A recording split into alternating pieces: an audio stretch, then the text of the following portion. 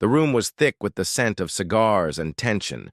Cards slid across green felt, chips clinked, and in the dim glow of the Las Vegas lights, a young man in a tailored suit calmly placed a stack of $5,000 chips on the table.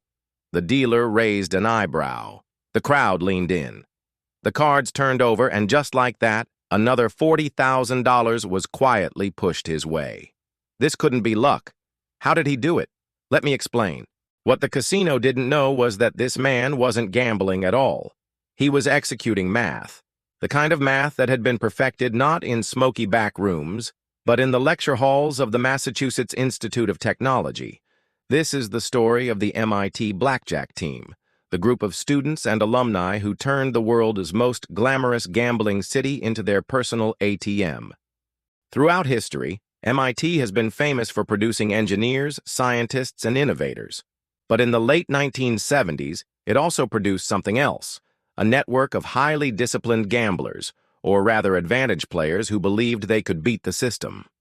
In 1975, word began circulating around campus about a blackjack club, an underground group of students playing blackjack to make money. It started with a single course, an informal blackjack club led by a man named Bill Kaplan. Kaplan wasn't your typical gambler. He was a Harvard graduate who had taken a small bankroll to Vegas and walked away with tens of thousands of dollars. He didn't win on luck. He won because he understood the secret that casinos didn't want players to know. Blackjack, unlike roulette or slots, isn't purely random. With the right system, it can be beaten. At its core, blackjack is a game of skill mixed with chance. A player's decisions affect the outcome, making it theoretically possible to gain an edge.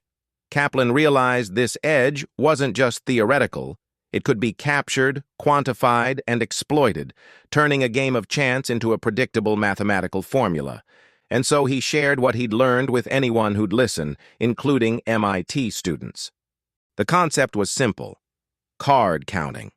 It's a mental system for tracking high and low cards as they left the deck. By keeping track of which cards had been played and which still remained, players could predict whether the next cards were likely to be high or low, increasing their chances of winning. Now, this might sound like cheating, and perhaps it was, but it wasn't about cheating. It was about turning a game of chance into a game of skill. It took incredible focus and memory, but the potential reward was enormous.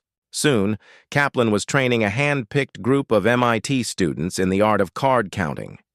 The team met in secret, honing their skills, testing their systems, pushing themselves to the brink of their mental capacities. The objective wasn't just to win, it was to turn gambling into a science. As the team grew, so did their ambitions. They formalized their strategy, introducing roles like spotters and big players. Spotters were low-bet players who circulated around the tables, quietly tracking the count. When the deck was hot, rich in high-value cards, they'd signal the big player who would swoop in and place massive bets, exploiting the statistical edge.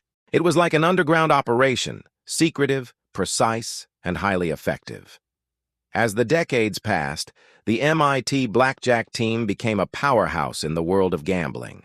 In the 1980s and 90s, they dominated the casinos of Las Vegas and beyond.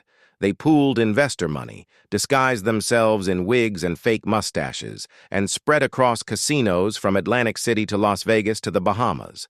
By the mid-90s, the team had grown into a multi-million-dollar operation.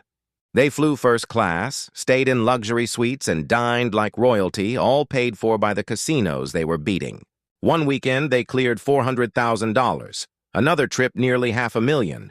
But the wins came with a cost. Casinos aren't known for their altruism, and as the team's legend grew, so did the suspicions. Cameras, the infamous eye in the sky, started tracking faces. Dealers shuffled more often, breaking the count. Pit bosses hovered. Teams were tailed back to their hotels. It was a cat-and-mouse game, and the casinos were closing in. In the end, the team lost. Not with a whimper, but a roar. The roar of a casino crowd, the shuffle of a deck of cards, the click of chips. By the mid-1990s, the team's reign was over. Casinos began sharing information. Known counters were banned nationwide. Faces that once had the welcome of kings now had the ominous stare of guards.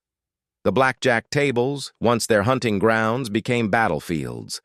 For some team members, the end came in dramatic fashion. Chips confiscated, winnings withheld, personal bans delivered by armed security. Others simply walked away, having made small fortunes. But the game had changed. The cat-and-mouse game was no longer winnable at the same scale. So the team dissolved, but not before cementing their legacy. They proved that with enough knowledge, preparation, and nerve, the house doesn't always win. Their story became a thing of legend, a tale of how a bunch of nerdy MIT students took on the big casinos and won. Books like Bringing Down the House and movies like 21 turned their story into pop culture gold. But the reality was far sharper. It wasn't just a tale of beating the odds. It was a case study in discipline, teamwork, and the razor-thin line between genius and hubris. In the end, the MIT Blackjack Team proved something casinos never wanted to admit. With the right knowledge, preparation, and nerve, the house doesn't always win. But they also proved another truth. No system lasts forever, and even the smartest players eventually get played. Their story is a reminder that every edge, every advantage, every calculated move can be countered. That the thrill of the game lies not just in the possibility of winning, but in the dance between skill and chance, between man and machine, between the house and those who dare to challenge it.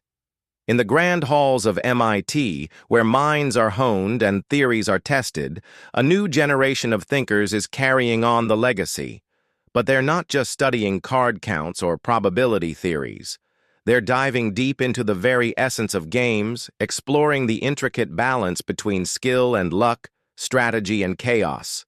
They're creating new frontiers in game theory, unraveling the hidden patterns in seemingly random events, and developing innovative strategies that blur the line between gambling and calculated risk. It's a fascinating world where numbers dance and probabilities intertwine, and these students are at the forefront. They're asking questions that have puzzled mathematicians for centuries, probing the depths of strategic decision-making in a world driven by both skill and chance. And who knows? Maybe they'll uncover the next unbeatable system, the next edge that will tip the scales in their favor. After all, as the MIT Blackjack Team proved, the house doesn't always win.